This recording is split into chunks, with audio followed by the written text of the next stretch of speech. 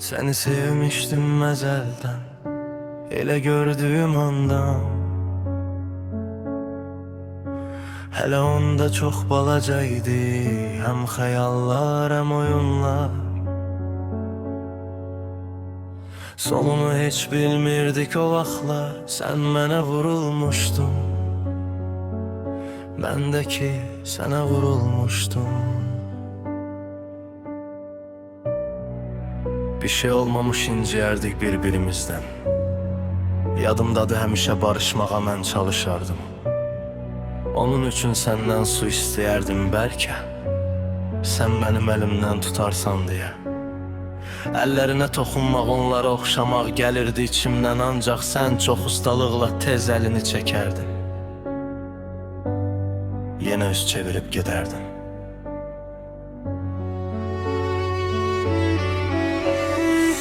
Pərdə arxasından gizlin baxardım. Mən də saatlarca oturardım aynanızın önündə. Başımı qaldırıb hər aynaya baxdığımda səni həmişə orada görərdim. Sən mənim baxdığımı görüb tez gizlənərdin. Mən də özlüyümdə kaş baxdığımı hiss etdirməyəydim deyərdim. Beləcə son qoyduq uşaqlıq xatirələrə. İllər ötdü, aylar gəlib keçdi. Mən də böyüdüm, sən də. Sanki mən böyüdükcə yaş üstünə yaş gəlirdi. Sən isə əksinə böyüdükcə daha da gözəlləşirdin. Bir vaxtlar ürəyimi açmaq üçün gizil bir rəsmini çəkmişdim vərəqə.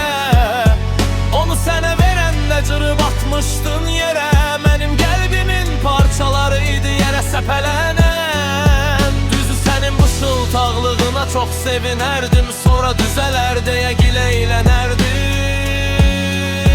Amma şıltaqlığın hələ də yerindədir, heç dəyişməmişsən. Amma dəyişən yalnız bir şey var, o vaxtki kimi mənə yaxın deyilsən. Yenə illər gəlib keçdi, orta məktəbi də bitirdik. Yollarımız da elə o vaxtlar açalandı. Sən ali məktəbə, mən isə əskərliyə. Məni əskər yola salanda gəlməmişdin, onda da gözüm axtarırdı səni hey.